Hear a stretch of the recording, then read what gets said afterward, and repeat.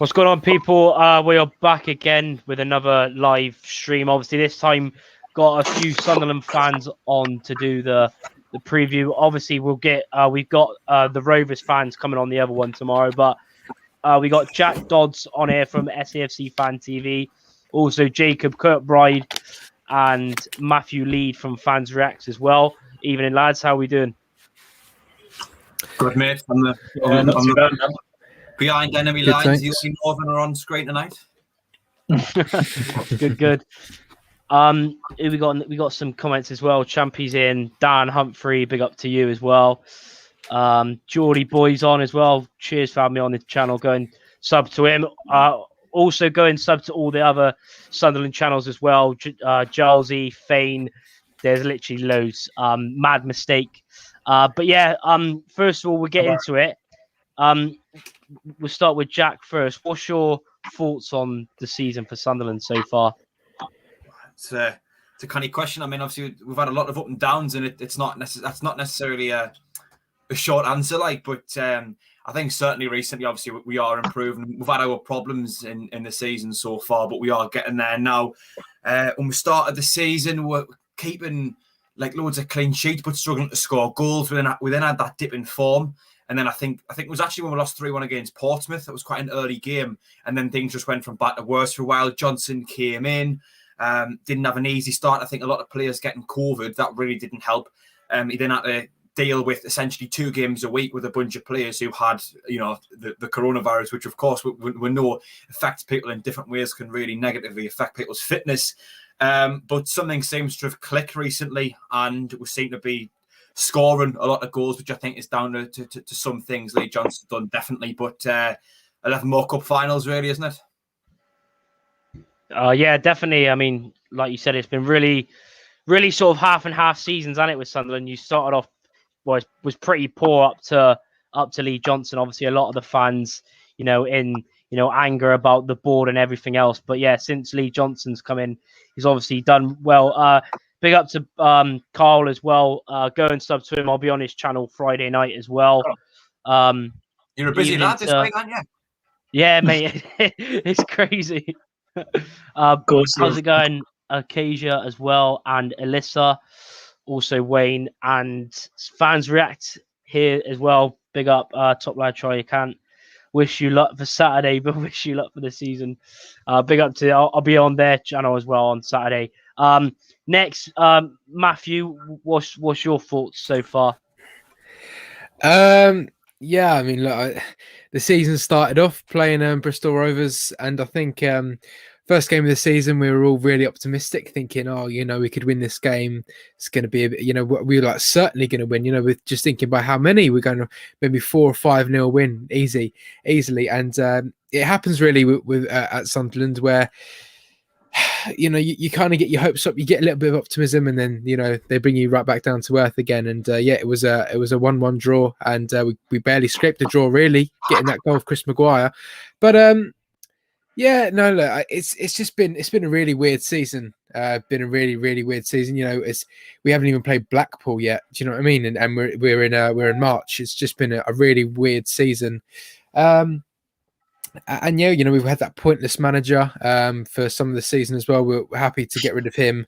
We've got a much better manager now. I think a lot of supporters actually really like. He ticks all the boxes for what we'd like in someone, and he's done a really good job with everything that's been thrown at him. He's coming to a squad. They weren't his players. He's done his best. He signed some good players: Jordan Jones, Carl Winchester. He's made a few good signings there. And yeah, I think he's doing a really, really good job. We just hope now we can push on. I'm confident that we can actually go up this season. Because in past seasons with Sunderland, it's always happened when we got to the final hurdle, when we've actually put ourselves in a really good position. We've always sort of failed at the final step. So hopefully now, we won at Wembley. We haven't won at Wembley since '73. Been there eight times since or whatever. So yeah, I think this is a new Sunderland. Hopefully, one that doesn't fail at the final hurdle. But yeah, for me, it's got to be for us. It's a must win on Saturday. to win the game. But if we win on Saturday, I'm very confident that we will go on a good run and go up automatically. Yeah, it's obviously going to be interesting. I was talking to Jack earlier, and obviously the last 2 games against Sunderland were actually unbeaten, which is pretty crazy. Obviously beating you 2-0 before the season got curtailed, and obviously nearly getting the win. Obviously, can we stop bringing that up? Like, I mean, I've already had therapy about that enough. Like, no, I mean, I've got to give myself a bit of confidence for our team, because there's none at the moment. I mean, that's the only sort of positive news coming before this game is our last 2 games against you. Because apart from that, like you've seen, like all the Sunderland fans have probably seen that we've been on obviously awful form. But next, Jacob, what's your thoughts as well going into obviously the game in your season so far? It'll be a tough game on Saturday, Charlie. I think even though you guys are coming off the back of a damaging defeat against Swindon during the week, I think what really worries me, I mean, I think it's a case of our players at the weekend, just they need to forget about who's in your managerial dugout, because they'll need to be tactically like on point to get 3 points, because we know that your manager is going to give all of your players a massive kick up the backside going into Saturday's game. I mean, it's just the way he is. I mean, our record against him, even as a manager, is abysmal, but we have to play the game and not the occasion. And the first match of the season, we're under Phil Parkinson, but conceding a penalty in the first 3 minutes after a terrible challenge from Lee Burge, even though he's redeemed himself well, because Lee Burge has turned out to be one of our better players this season. But we've come such a long way since that game. that 1-1 But even though I think it will just be, I'm also nervous for Saturday, but also excited to see how we perform after a week's break that we've had, because I think it will be the first week. This week's the first full week's break we've had going into a Saturday game since I think before the Christmas period, way back in December. So the games have come thick and fast. It's just been one of those standout seasons which will stay with us forever. But I think since Matthew was saying, since we brought Lee Johnson in last year, we've got a manager who's tactically spot on, players who've at times played out of position, but he's managed to improve a lot of the individual performances in our dressing room, and it's worked massively. And I feel we still need, it's going to be a huge 11 games we've got left, but I still feel we need to win at least 8 or 9 of them to fully guarantee the top 2 places. But I think it's going to be very, very close. But yeah, it will be a very tough game, I think, on Saturday at the Memorial Stadium. I mean, hopefully. That's some Doctor Who. Let me take my headphones out. Right, that's better. Hopefully you can. Hopefully that's better. Right. So like obviously, as Jacob was saying, it's going to be a big game, obviously for you as well, because you want to keep on doing well. I think you've got 9 wins and two draws in your last 11. I think. So yeah, I mean, it's obviously going to be tough. Obviously, there's loads of people putting predictions in. We'll go through our predictions at the end as well. But yeah, next up, thoughts on obviously Lee Johnson coming in. Jack, we'll go with you. Yeah, well, I kind of touched on it when you asked for my opinion of the season so far, and I think he came in. There's not many managers who had a more difficult start than him. I think he had maybe 3 games. Then he had the break. Then he came back from the break and had 2 games a week with a bunch of players who just had the coronavirus. And it wasn't too long ago that a lot of fans were actually, I think some fans were even starting to think about calling for his head, which, I mean, I thought was completely ridiculous. But we've just found this kind of this rhythm, this winning form. And I think, to be honest, it goes back to that 2-1 defeat at Shrewsbury. I believe our very next game was a 4-1 win over Bristol Rovers. And then we had Lincoln City, who we drew 1-1 against, and then won on penalties. And then we beat Burton 3-0. And since then, we've just been flying. But I think Lee Johnson's got a real football intelligence. And now I know you'll love us saying that, Charlie, because I know you're a massive fan of him. But I mean, I think something that I've noticed under Johnson, well, it's something everyone's noticed, is White is scoring more goals. But something I've noticed is the box tends to have more players in it. I mean, yes, he brought back Aidan McGeady, and I think that's one of the main reasons why White is scoring goals, which is one of the main reasons why we've actually started our form's really picked up. But I think additionally, Lee Johnson's made a few changes in terms of tactically and maybe personnel as well to pack out the box a bit more. I mean, I get slated for a little bit, but some people tend to agree with us, my opinion, on Aidan O'Brien playing up front. And that's just an example of one thing I think Johnson's done. He's spotted a player who doesn't have a lot of end product, but can provide something. Now, he's paired them two up front quite a few times. Now, there was the obvious game, Doncaster 4-1, when O'Brien didn't play and White managed to score 4 goals, but McGeady had a blind at it anyway.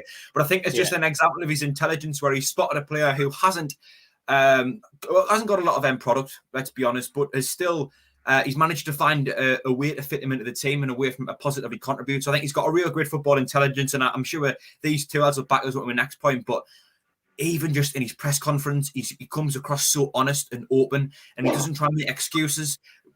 A main criticism of Phil Parkinson, firstly, was how dogmatic he was. He wouldn't really change things. A game wasn't going our way, and he would wait, and still not make a sub. Yet Johnson, he sees something not going our way, and he changes it. Sometimes we even win a game, and he changes it because the opposition's going to be doing something different to try and combat that. But additionally, I think my main point in this really was going to be to kind of touch on his differences to Parkinson. But just laughing at that comment there from Just Colin. Matthew.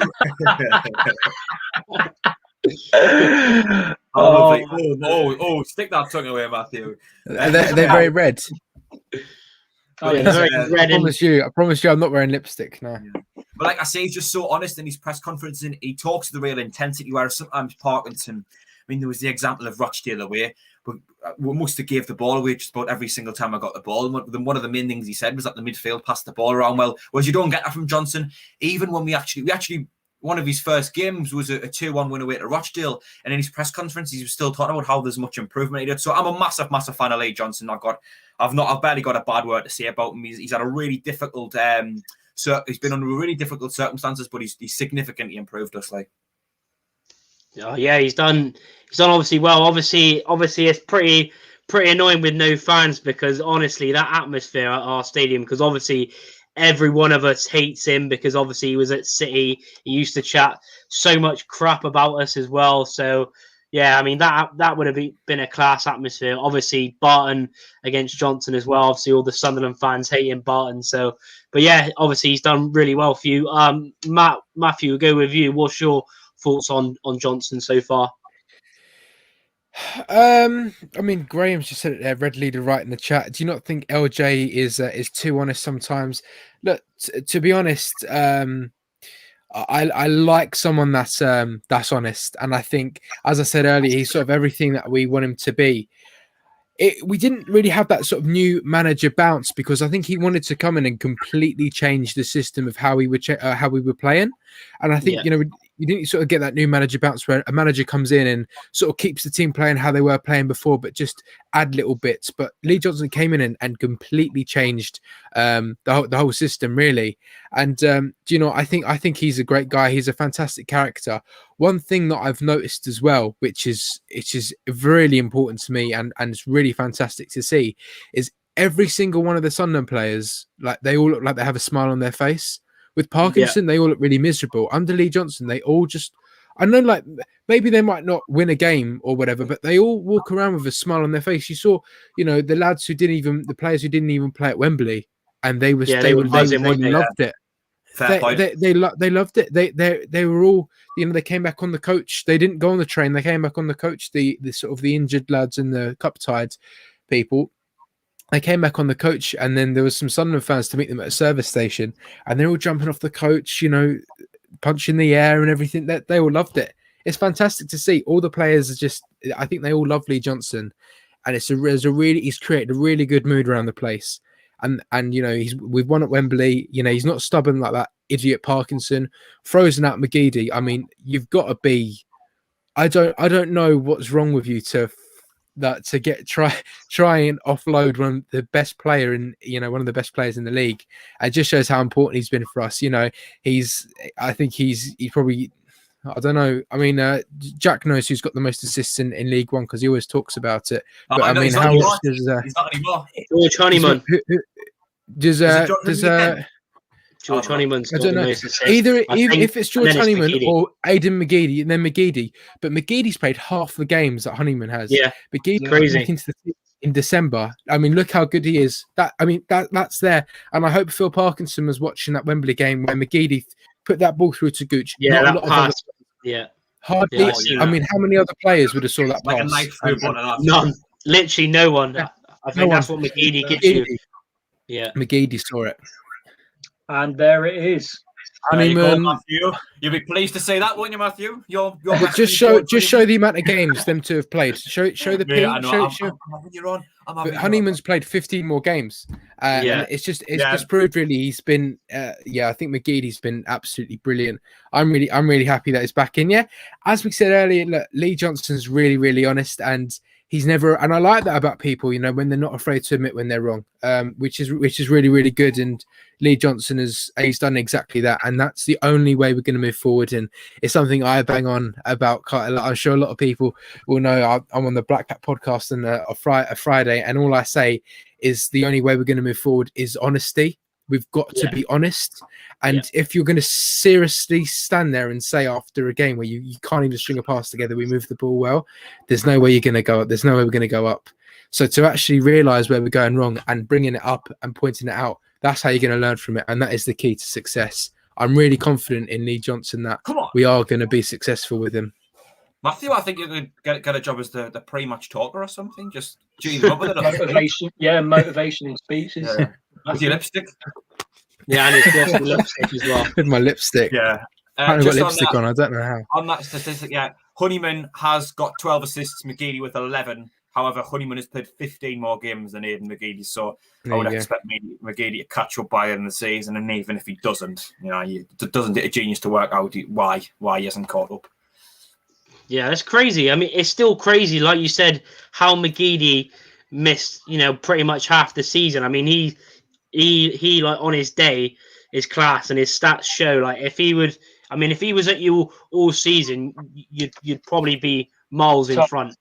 Yeah, because he's been unreal, and obviously I remember, I think it was the league game, not last year, the year before. I think you beat us 2-0 when McGeady scored that free kick as well. So I mean, I mean it's still crazy how Parkinson left him out because of like that.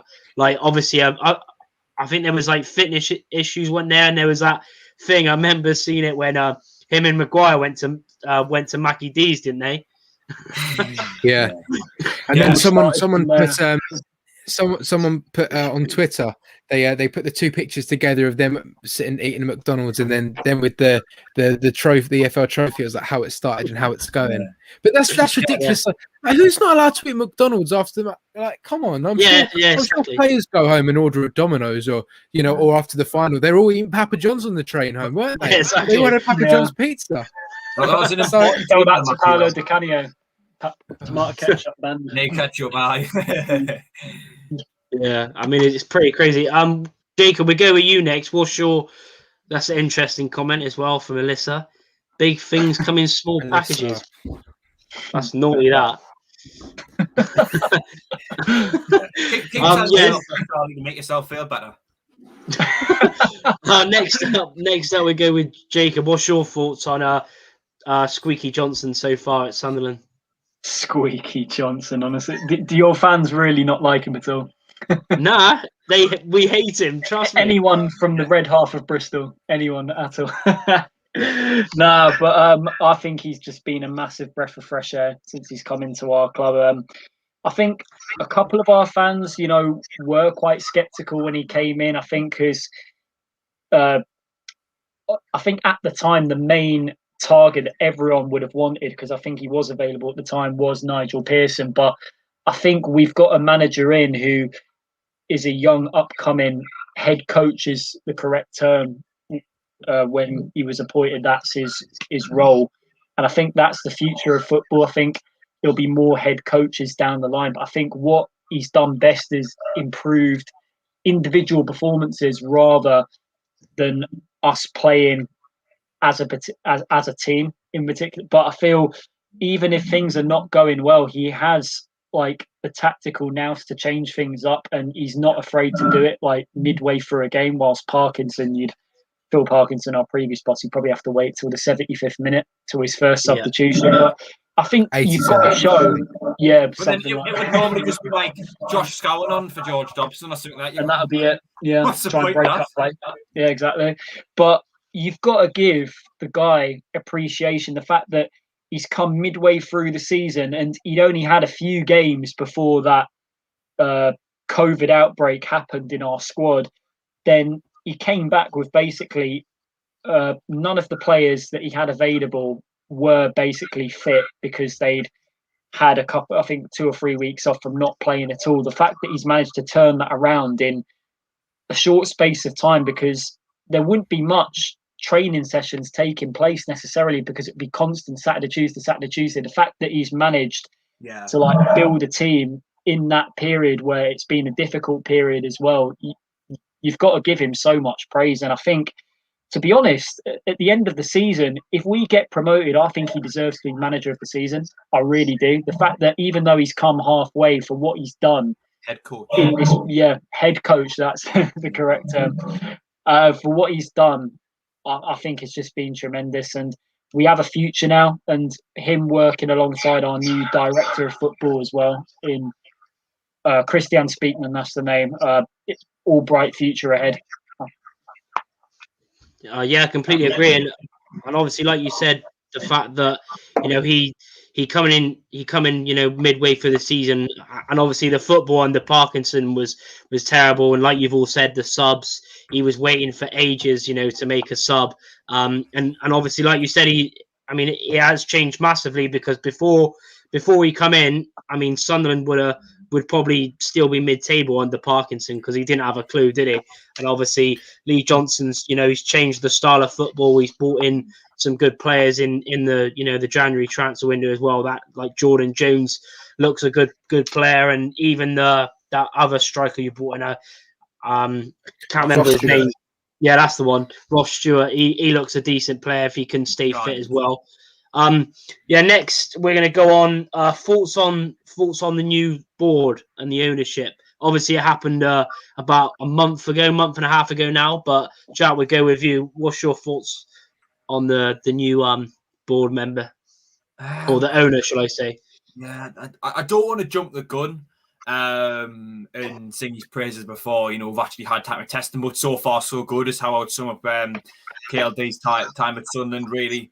There's been a few little bits of changes here and there, and he seems very keen to get the wheels in motion, to really get things changing. He's not keeping with the old regime, put it that way. And I think everyone was just relieved that a takeover had gone through. But like I say, I think it's one of those questions where I don't really want to jump the gun. If I was to get this question asked in a year or two's time, you'll be able to answer it in a lot more detail when you've seen more of them. To me, I think, depending on what happens at the end of the season, I would like to judge him based on what happens in the next transfer window. Yeah, definitely. We'll go with Matthew next. What's your thoughts on him, and how do you see it, affecting Sunderland going forward? It's obviously a long-term plan, with a 23-year-old owner and then, a 38, 39-year-old manager. I think, it's really, really, really good. And I think we've seen a lot from these people.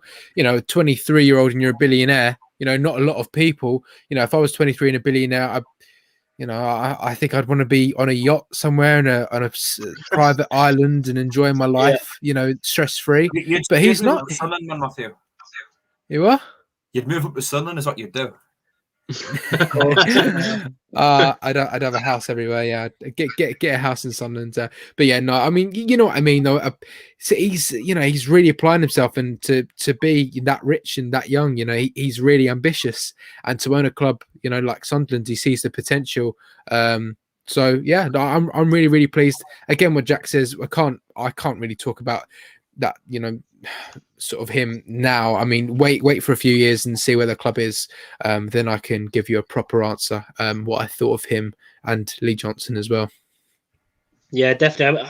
I mean, it's still crazy though how he's like younger than me and he's like some billionaire and his mum is at Marseille still, I think, as well. Got another one from Just Colin. Are you wearing eyeliner? Just Colin is like my best friend today. No, I'm not. Right, Jacob. Next with you. What's your thoughts on it so far, and where do you where do you see him taking Sunderland, in the future? Oh, obviously back to the Prem, but like, do you want to see anything else from him as well?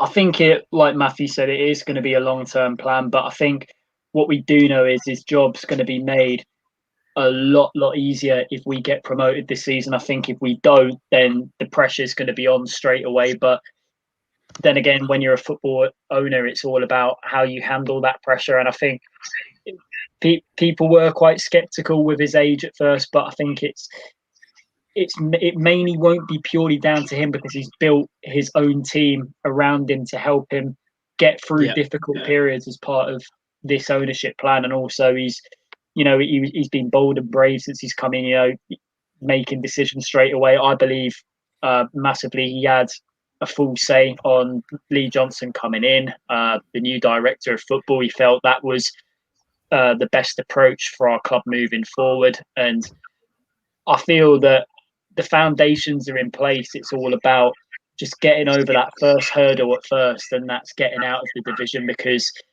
as a club, be honest, obviously no disrespect to you guys, it's very hard to progress to that next financial step when you're playing in League One. I feel that, a little bit of luck is needed if you don't have the financial resources, but I feel if you do, you have to use it to great effect, because in League One, obviously, it is hard to attract those certain players around like the certain style that you want to play and the certain style that your manager and also, in our case, our new director of football feels is the right way forward for the future. And I feel in the Championship we'll be able to do that by attracting the right players. But listen, I think it's important with this ownership, we take it one step at a time, but the first big step before we can think about anything else is getting promoted to the Championship, Charlie.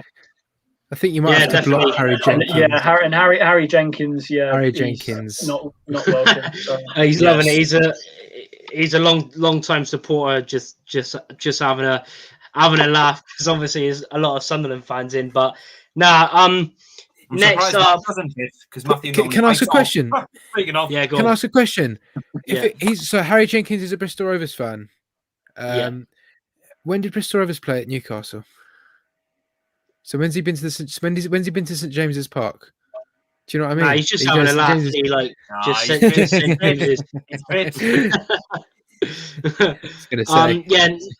Next up, obviously we know the fact about McGeady and White, obviously the main ones to watch out for on Saturday. But what other players would you reckon is other players to watch out for? We'll go with you, Jack. Well, I think Jordan Jones will still miss this game through injury. Lads, just give us a nod if I'm on the right lines. I think he's one more week away. Thank God for that. Otherwise, I would have definitely said him, and we've kind of got a bit of a problem with that other attacking role in terms of you have White and McGeady, and who else fits in? Because, I mean, Matthew, are you all right? Yeah. Oh, doesn't matter. You just... I thought you were having a stroke. Constantly looking at his blower. That was having a stroke. What? Anyway, what do you think? we carry on. Aidan O'Brien's a player who I think it doesn't have a lot of end product, but does a lot of the dog work and kind of contributes in the final third without actually scoring or creating much. Jack Diamond doesn't have a lot of end product. Again, he's a good runner, but that's about it. Lyndon Gooch's decision making in the final third isn't quite good enough, too inconsistent going forward with his decision making, I guess. Really, Chris Maguire's not got a good 90 minutes in him, but he has got a good moment in him.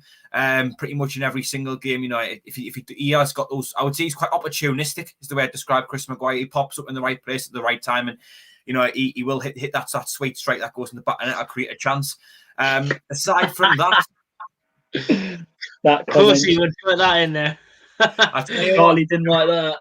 the one time I've played it was a cracking away there for Istanbul, 3-0 down at half time, bring it back to 3-3. I think in terms of other key players, he probably looked defensively. Dion Sanderson at centre back, of course, he didn't get a lot of game time until a certain point in the season. But Casey put in the comment on there about Bailey Wright, who was our kind of main leader at the back, really. But I think Sanderson's filled in superbly for him, really, and he's really took responsibility for what's been a makeshift defence. And despite him usually being the youngest player in the defence, he tends to be the biggest leader. He tends to almost act as a bit of a captain back there, really, as well. Luke O'Nine's filled in so well in defence, but I think there's not many players going forward who I would point out who are fit to play other than Wyke and McGeady. But in terms of other players to keep an eye out for, I'd say Sanderson, because lately defensively he's been like a rock, and you can see he's above this level. And I really, really hope he goes on to have a great career, regardless of whether he stays with us or whether he moves on, because he's just got such great potential. And he looks like a really good lad as well. You can see he's really passionate, and even when he's not playing because he's cup tied, he's still tweeting about it and that. So I think Sanderson's probably the other one. There's not many other attackers. Lawrence in, so he's got a good moment in him, but he could put up with something. But I wouldn't expect him to have a solid 90 minutes. Yeah. I mean, it's interesting with Dion Sanderson because you obviously signed him at the start of the season, but he's only really started playing halfway through the season. Because when he joined you, I was pretty surprised because he was starting every game for Cardiff last season. I think he was playing right back, and then when he went into League One, I was pretty surprised, but. Yeah, obviously he's done really well, and obviously I think you're linked with him as well, aren't you? There was something on Twitter with was it a loan to buy or something like that? I think the figure that's been chucked around is £2 million. To which I would say, regardless of what division we're in, if we could get Dion Sanderson for £2 million, I mean, this could be slightly wrong. I'm not entirely sure. I haven't read it, but that's an absolute bargain for whatever you're in. But I think unless we go up, we are going to struggle to get our hands on him, and even still, I would expect Wolves to want to keep him. Really, because he does look a real hot prospect. Yeah, definitely. Matthew, we go with you next. Is there anyone you think we should watch out for apart from McGeady and Wyke? Yeah, watch out for when Lee Burge drops the ball because he can't catch a ball. So watch out for that one so you can get an easy goal. But God. I don't know really. I think obviously, yeah, of course, you got the obvious ones of McGeady and Wyke. Lyndon Gooch will probably play, but I don't really think that he could come up with a screamer. But I don't think he's that dangerous in his all round game. I think we've got quite a strong defense. Obviously, we're missing Conor McLaughlin for the weekend because he's with Northern Ireland, and the what's it called? What's I going to say? He can't play, and that's actually going to be quite a big miss, I think, for us. It genuinely will be quite a big miss because who are actually going to play? If we play a back three, probably Sanderson, O'Nien, and Power. But yeah, I mean, it's going to be quite a big miss. To be honest with you, I wouldn't really be looking out for dangerous players. The only players, obviously, probably McGeady and Wyke. Everyone else, I wouldn't say they're that good. Do you know what I mean? I don't rate them highly enough to say that they're danger men. That's disrespectful to Callum McFadzean. No, but that gives me confidence. Scored a great goal last week. Yeah, decent goal. He's had a few decent games in all fairness recently. Yeah, but that gives me confidence. Matthew saying that only. Yeah, so make sure we get two players on each because I doubt Baldwin can handle one of them on his own. He might need a bit of a helping hand. But God, it's taking me back to that Coventry defeat. The thing is though, I said this before we went on, and Jack Baldwin, he had that horrible game against Coventry. Every footballer has a bad game. Do you know what I mean? It's not uncommon. Every good footballer has a bad game. Jack Baldwin, I think, only sort of had one bad game one bad game for Sunderland. I think when he had a partnership with Tom Flanagan in the first season League One, and I think it was when Jimmy Dunn came in and sort of interrupted that. And then I think it sort of threw that off, because I think Baldwin and Flanagan had a pretty good partnership at the back. I genuinely think they did. We were winning quite a lot of games. We were in a good run of form. I think we won maybe 8 or 9 games in a row, something like that. And I think we were doing really, really well. And yeah, I think Jimmy Dunn came in. He was all right, but I think he sort of, I don't know, interrupted their partnership and whatever. And yeah, I don't think Jack Baldwin ever played for us ever again after the Coventry game. And he was a decent player up until that point, I think. So yeah, a lot of people did like Baldwin. I quite like Baldwin. And it's a shame to see his sort of Sunderland career never worked out. But now, in terms of, on being completely honest with you, Charlie, I really don't see us having many danger men at the moment who are going to be attacking apart from McGeady, really. And Wyke will only be a danger if the ball is fed into him. If he gets a chance in front of goal, that's when he'll be a danger man. Honestly, he won't. You don't have to worry about him sprinting out to run, get the ball, doing some step overs. You could have finished that sentence there when you said sprinting. That's true. You know what I mean? I'm just listing things off. Trying to turn a player, anything like that. You don't have to worry about that. But if someone manages to get the ball into him, he'll probably score. But the man creating everything, the one man you got to look out for is probably McGeady. I'm sure Joey Barton's going to make all the Bristol Rovers players just very aware of that. Yeah, definitely. I mean, it's going to be interesting. Obviously, Andrew Strong and other people, Fans React said, who are the players to watch out for? I mean, it would have, like I said to Jack, it would have been Nicholson. He's been our best player. Got him on a free from the MLS Scottish winger, but he's meant to be out injured for the rest of the season. Other than that, I'd probably say, obviously, Jack Baldwin. I mean, it's just written in the stars for him to get a last-minute winner in it. I mean, let's be fair. But now I think, Zane Westbrook, maybe Hanlon, but he's been awful. He's been awful the last, a month or so, and maybe a younger as well. But we'll see. I mean, I'll just be praying on Saturday that it's not double figures, 6, 7, 8, because the way we've been playing, it's been awful. Is that double figures, Charlie? Yeah, well, 7, 8, 9, 10, anything like that. Because we have been shocking, to be honest. But we go with you, Jacob. What's your thoughts? Apart from McGeady and White, is there anyone else that they've Jack and Matthew have missed?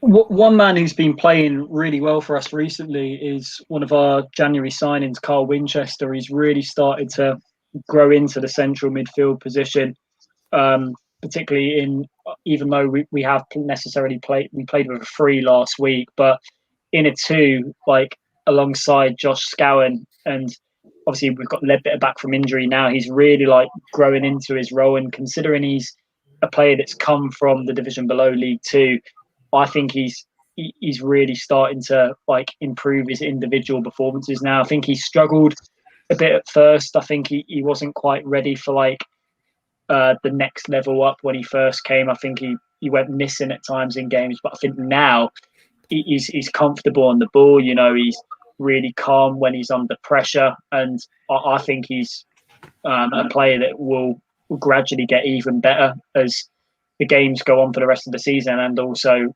going into the start of next season as well. Because I think a lot of the players we brought in the January window, a lot of it based on what Christian Speakman looks for, and also working with Lee Johnson, they base it on data and analysis. And I feel that's one reason we brought Carl Winchester in, because of his performances for Forest Green and the stats that he was getting from the midfielder's point of view. And I feel he has a lot to prove, and I feel he can be a key player for us going into the rest of the season. Yeah, definitely, completely agree. And obviously, you signed him from Forest Green Rovers as well, didn't you? Yeah. So yeah, he's another decent player. Next up, is there any weak links? Who's the worst player, or is there anyone that will make a mistake for us? Who wants to go first, lads? Yeah, go with Jack. Yeah, I mean, he's had three. I know who Matthew's going to say. I disagree with Matthew on this one on Burge. I've got quite a few. Dominator. I think there's a player who's coming to mind who his last three games where he'd been his best three in the Sunderland shirt, scored a goal in our last game. He had a decent game against Portsmouth, Tranmere in the final, and then against Lincoln on Saturday, of course, getting his goal. But prior to that, he actually gave the ball away 25 times in the game and 23 times in the game before that, once against Crewe Alexandra and Fleetwood, respectively, I think. And he's often at fault for goals. Callum McFadzean at left back or left wing back, whichever formation we tend to go with. Defensively, very prone to getting caught out of position and going forward. He does give the ball away quite a lot. However, he's had three decent games recently where it hasn't really been the case defensively. Hasn't really been exposed. There was once against Lincoln, but Leppiter covered for him, and I don't know if that was maybe agreed. Which, if it is, then kind of fair play. But again, he didn't give the ball away anywhere near as much, and he actually got forward and probably played a part in our best chance in the first half. Really well, I think he either crossed it or he had a shot straight at the keeper. Yes, definitely, Paul. The 3 pointers, all that matters. I mean, I know Matthew's going to say Burge, which I guess you could say he is maybe slightly prone to a howler, but in recent weeks, I don't think he's put a foot wrong. In all honesty. Yeah, fair enough. I hope Lee Burge, has another shocker against us, like he did in the first game, just rugby tackle. And I mean, in the past as well, when he was at Coventry, I think it was when we had Bowden, Bowden got a hat-trick against him, and he has had some awful performances against Rovers in the past. So hopefully, being a Rovers fan, he can maybe make a mistake or concede another penalty, because I think that's the only way we're scoring at the moment. Because literally, you've seen in our last two games score no goals. Obviously, Charlton, we went 2-0 up and the players, just capitulated. But yeah, we'll see. Matthew, what about you? Is there any? Well, I don't disagree with Jack about McFadzean, because I don't think McFadzean can actually stop a cross. I know every time a player comes down McFadzean's wing, every time I say he's not going to stop this cross, and he never ever stops it. He never ever does. Slightly got better in recent weeks, Matthew. Sorry for interrupting, but yeah, I think so, but I think it's what it's all about, really, with League One players. They're all very inconsistent. Even McGeady, to some extent, didn't have a very good game, against Lincoln on Saturday. Neither did he have a really good game against Accrington. Quite average, I think. But that's just what you get with some players. Yeah. I'll talk about Lee Burge for a second. Now, I don't want to slag it. I'm not here to sit here to slag players of my team off. I'm not, but I think people judge on how good Lee. But you're going to anywhere. I'm not gonna say them up, but I'm just gonna explain my point of view. So I think people judge how good Lee Burge is by how bad Remy Matthews is. And I think obviously Lee Burge is miles better than Remy Matthews. Don't get me wrong. And obviously I'd rather Lee Burge play. But to say Lee Burge is a good keeper, I think, if you look at how many clean sheets he's kept this season, you look at that, 17. You think he's a decent keeper. 17. Yeah. But you watch him in a game. How often in those games he keeps a clean sheet is he actually called upon to do anything? And whenever he is called upon to do something, I don't think the man can catch a ball. Someone could fire the ball at him and he would just. Same again, Hull, Honeyman crossed it in straight into his arms. He couldn't even catch the ball, and we gave away a goal. He did the thing like, fouled the Bristol Rovers player first game of the season. The man can't catch a ball. Lincoln at home. I'll give you so many examples. Lincoln at home in the Papa John's Trophy semi-final, where the save and he just pushes it out to the Lincoln player who taps it in. I mean, you've got to at least push it to the side of you. He doesn't understand that pushing. That you've actually got to, yes, of course, make the save, which is all well and good, but you've actually got to get rid of the ball, get it out of danger. Yeah. He doesn't ever do that for me. So to see his all-round play, he is not a very good goalkeeper, and I wouldn't keep him for next season. But he is a lot better than Remy Matthews, so of course he has to start. But I just think it's important for people to hear that he actually isn't this good keeper some people are making him out to be. He's genuinely not. And if you think that keeping him we're going to be successful keeping him, you're completely wrong. Because I wouldn't rely on him. I honestly wouldn't. If he's called upon, I couldn't rely on him. But in recent weeks, he's kept clean sheets because he hasn't had to do anything. But any other players I'd think about? Look, I think for me, I don't think there's any other players in the team that are bad, but neither at the same time do they stand out. I think they all just sort of sit in and become, sort of passengers of the game. For me, not many people stand out, and I think that's sort of where we can go wrong. We've gone wrong in previous seasons because no one's actually want to be the person to stand out. But anyone else to look out for? I mean, not really, if I'm honest. Not really. I think only sort of McFadzean, but I don't think anyone else is going to. No one's going to stand out. You're not going to go away from the game thinking, wow, he was a really good player. Do you know what I mean? Yeah, he's going to be player of the season. You won't think that, apart from maybe McGeady, but you won't think of that anyone else. But no, I don't think anyone else is going to cause us a major issue. Although, hang on, I'll just say quickly, I know everyone loves him and no one really criticizes him. But Luke O'Nien obviously got a bit found out at centre-back against Lincoln.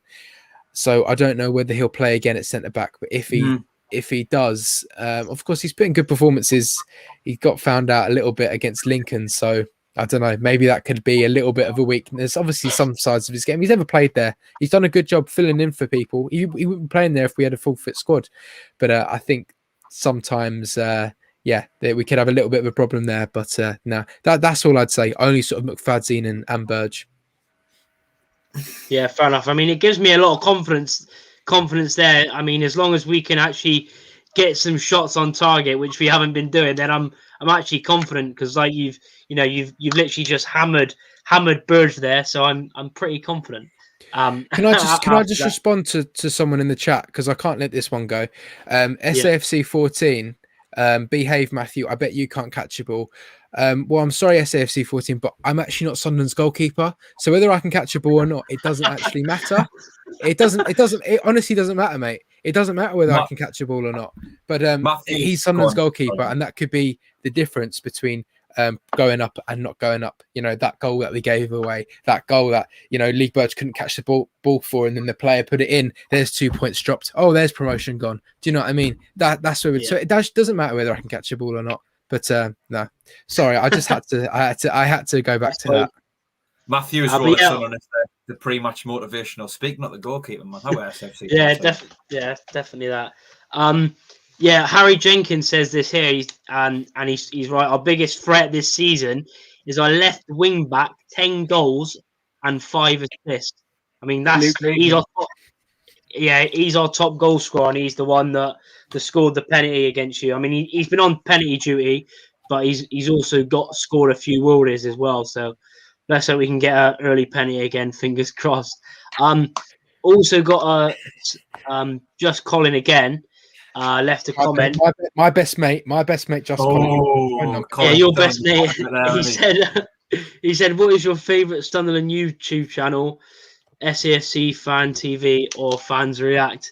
I mean, I like every single channel. I mean, there's not one channel that I don't like. So I like all of them. Fane, Jolsey, Fans React, Sunderland XI even. Plugged that out for Jack and for Matthew. That's for me. Matthew. Sorry. There's that many. I mean, I can't even remember. But make sure you, like I said at the start, go and sub to all of them if you haven't. Smash a like on the video as well if you're enjoying. So another comment here. I used to be a keeper. I used to be quite a good one as well. So same here. I mean, I got about 50 trophies behind me. I was get clean sheets. I mean, even more than Lee Burge. So, Charlie.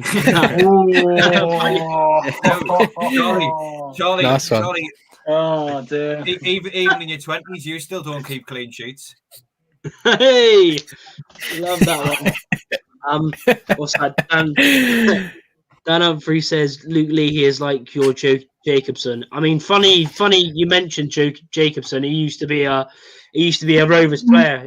He was at Rovers for a bit as well. Got promoted back with us in 2007. to League One, so he's been around for a while.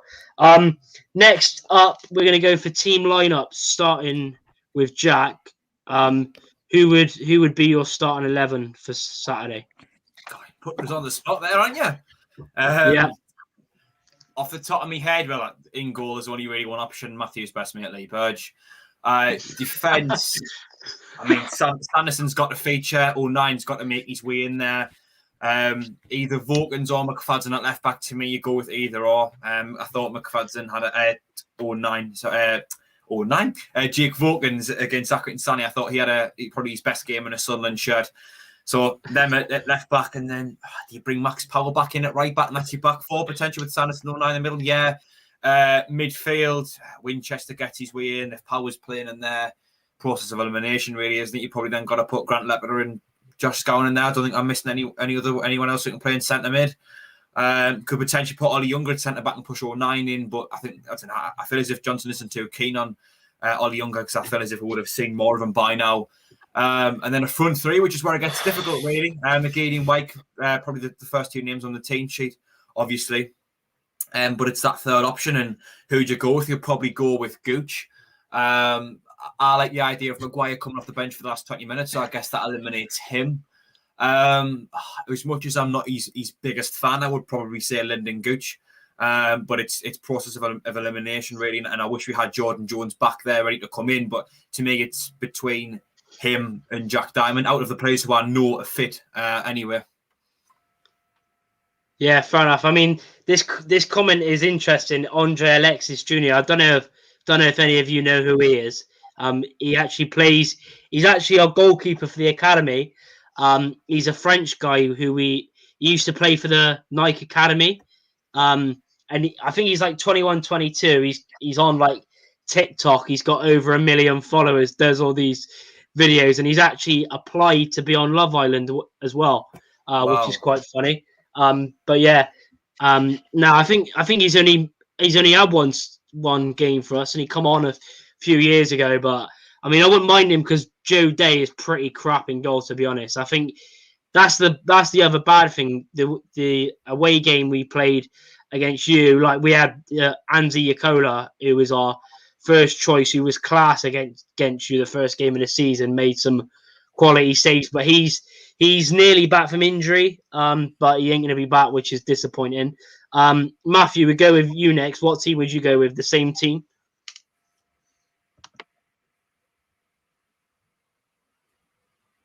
Right, Matthew? He's not unmuted his mic, has he? Muted. Oh, sorry, I muted myself. No, it's a difficult one. I think in the Lincoln game I think we played a 4 at the back. I think, didn't we? We did start with a 4 at the back against Lincoln. We changed it up from our previous sort of playing 3 at the back. Look, to be honest, I'm not too sure. The team I would play. God, yeah, it's putting me on a bit of the spot there. You had about 5 minutes to think about what I was going on about it. You are? You had about 5 minutes to think about what I was going Yeah, on. I know, but it's difficult. I think I would play. I don't know, maybe a 3-4-3, a 3-4-1-2. I'm not too sure, but who I would start, I would start with Lee Burge in goal because, as I said, is our best option. Who else? Sanderson, 09, and probably Power in defence because we still haven't got any of our players back from injury yet. Midfield, I'd love to see Scowen and Winchester in the midfield. That'd be I think that's something I think we need to see a little bit more of as well.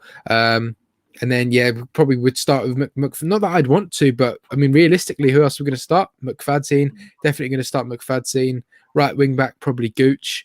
And then who else? I mean, if we're playing a front 3, McGeady, Wyke, and who else? There you go. Who else? Dan Humphrey says, "Get Matthew on Love Island." I mean, you should, to be honest. With the, with the glossy lipstick and the eyeliner, yes, be all right. Absolutely, yeah. Might need a spray tan, but I He's do from live in Essex, I'm Essex. sure So he can sort that they're out. not hard to get. They're not hard to get. Yeah. But anyway, no, O'Brien, actually, that's a good point. I mean, if we can't get that other winger, then playing a 3-4-1-2, and then maybe playing O'Brien and behind Ross Stewart and Charlie Wyke. Look, I'm not too sure. I think our plan B usually in games would be go with Wyke up top on his own, and then if it's not working, if we're chasing the game, if it's 1-1, we're trying to look for a winner, or we're 1-0 down trying to get back into the game. That's when we'll probably put Ross Stewart and Charlie Wyke up front together. But I think we will start off the game with Charlie Wyke on his own up top. So it's quite hard to predict, to be honest. I'm not too sure. But yeah, I mean, at this point, with the amount of injuries we've got, it's pretty predictable who's going to start. And I don't really have much choice to choose from. So it's pretty much going to be, I think, the same team. The only thing you can change really is the formation. But yeah, that's what I think. Yeah, fair enough. Obviously, people saying about score predictions, we'll literally go on to them in a couple of minutes. Jacob, what would be your starting 11 for Saturday? I think we need to go back to the system we played in, that brilliant 2-0 win at Pompey, where the performance, probably the best Sunderland performance I've seen in about 2 or 3 years, where we played, I think it was just a flat 4-4-2, to be honest, old school, but we played with a lot of flair and we just moved the ball about so well in that game. And it's a difficult, obviously, Lee Burge definitely in goal. Left back's a funny one. I mean, Vokins, I think, can be better on his day than Callum McFadzean, but I think potentially Johnson will want to keep that spine of the defence going, even though it struggled against Lincoln. I think it was just a case of it having an off day, but I think it all depends on how fit Bailey Wright is coming back from injury, but I still think he's 1 week away, so I think he'll go with McFadzean left back, 09 keeping his place at centre-back alongside Sanderson. To be honest, I would push Power back to right back. I think he's done so well for us since he first started playing there in a game against Hull City, which was a 1-1 draw. That's when he first got moved into that position. He's done so well playing there for us this season. So the midfield pairing I'd go with, I'd play Winchester alongside. Even though Ledbetter, I think, has been one of our standout players this season, I think he struggled a bit last week in terms of his fitness. He wasn't quite the same because he's coming back from a shoulder injury as well. I'm not quite sure he'll be fit, even though with this week off that he's had. I still feel that Winchester alongside Scowen is a more effective partnership, even though I would say Ledbetter on his day is a more effective player than Scowen. I still feel that Winchester and Scowen together is more of a decent partnership to have in the midfield if we're going to have free-flowing passing games. But continuing with the rest of my lineup, McGeady on the left. I feel Gooch will have to play on that right-hand side, considering I think Jordan Jones is still injured. If Aidan O'Brien is fit, I think start him alongside Wyke. I think them two have formed a very good partnership up front for us since it was first tried out, since Johnson came in. But to be honest, if he's not fit, I see no harm in starting Ross Stewart up top there with Charlie Wyke. I really don't. Even though I think people would argue, is Ross Stewart a more effective option coming off the bench? I'm going to finish in a minute. Yeah, but that pretty much completes my lineup, to be fair. So yeah, 4-4-2, and yeah, that pretty much it. If O'Brien's fit, play him alongside Wyke. Yeah, that sounds pretty good. Jack's got something to add. Yeah, just something I wanted to ask Matthew. You know, Ross Stewart, someone who completely slipped my mind when I'm going through the lineups. You know how you mentioned about them both being up front together? That's actually something that I think is a half decent idea, because I think Wyke works really well when he's got a strike partner with him to kind of relieve a bit of the responsibility, so he can just kind of focus on fanning himself in and around the box. And with McGeady, would you play McGeady band number in a free roam to get out on either wing he wants? See, I think I wouldn't start with that. But I think that could be something that could happen at some point in the game. Like I said, do you know what as well? I completely forgot about Chris Maguire as well. But I wouldn't start with Chris Maguire. I'd rather finish, because he can't last 90 minutes, and I'd rather finish with Maguire then take him off. I think maybe Maguire. I prefer Maguire to play the role behind the strikers. I think McGeady's crossing is a lot better, and I wouldn't sort of restrict him. But it's a tough one. But you know what?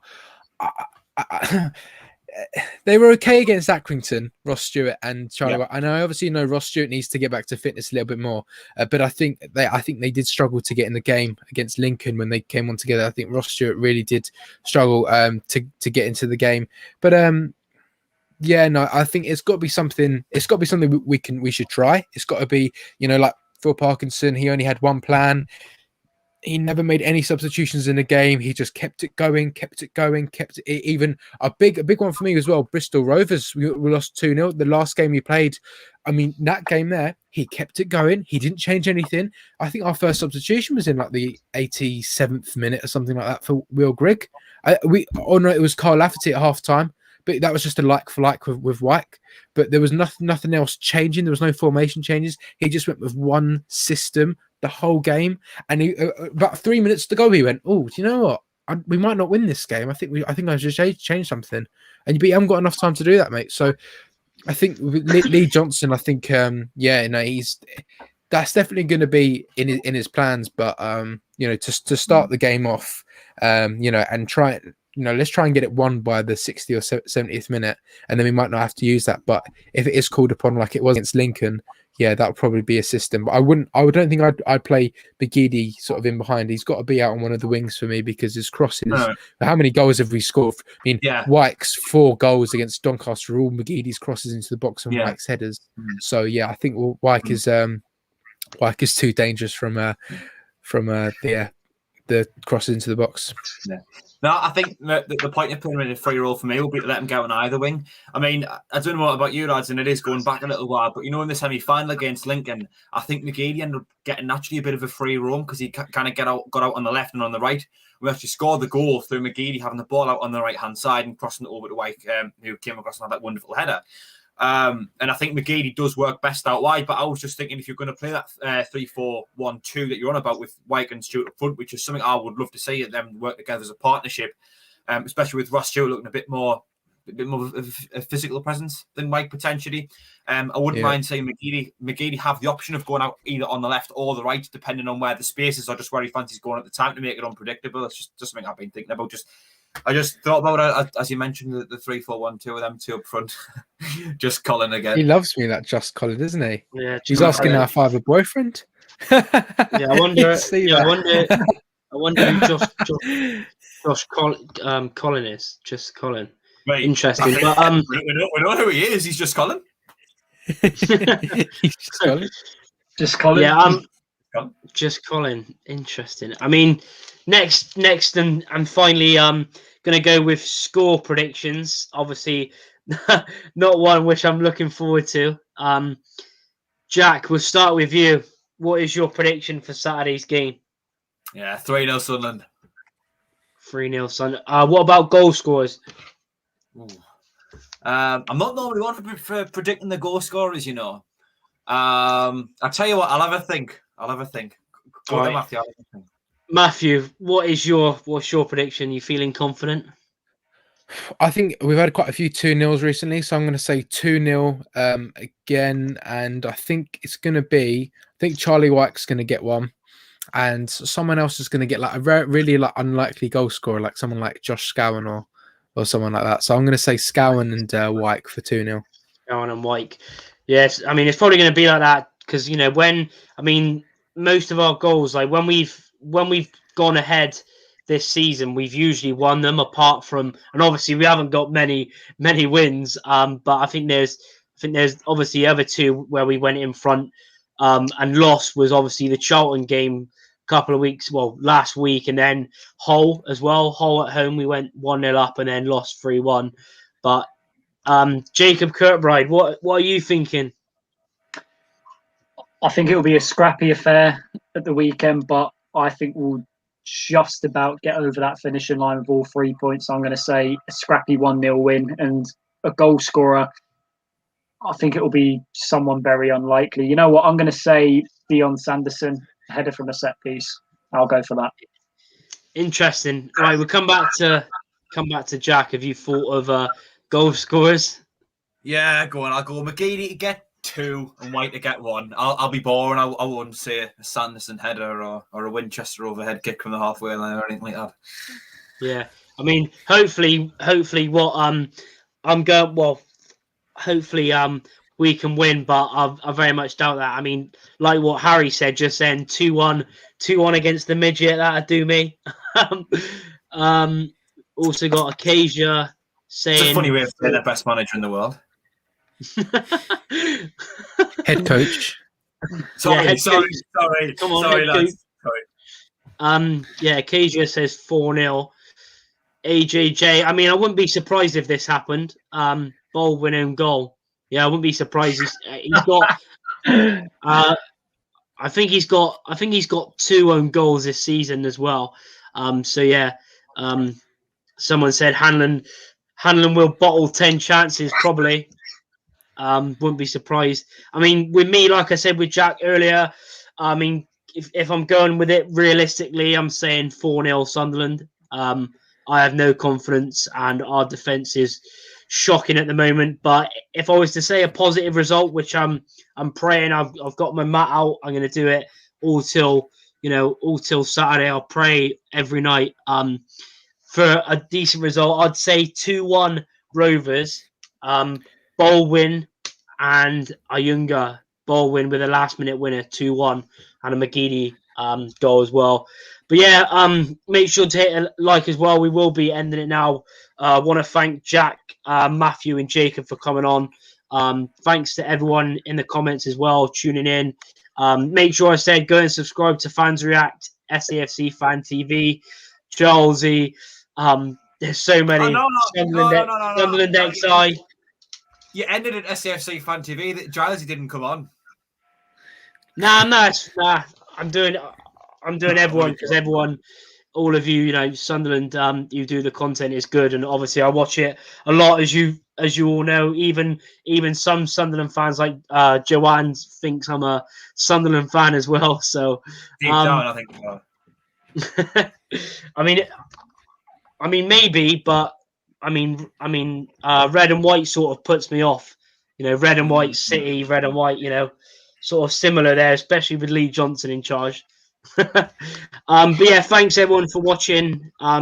Also, if you missed any of it, you can go and watch it back on the channel as well. But yeah, thanks for watching, guys, and I'll see you in the next video, which will be another preview tomorrow, but this time we'll have Rovers fans on like we usually do. But thanks for watching, and we'll see you in the next one. Bye-bye. When will I be famous?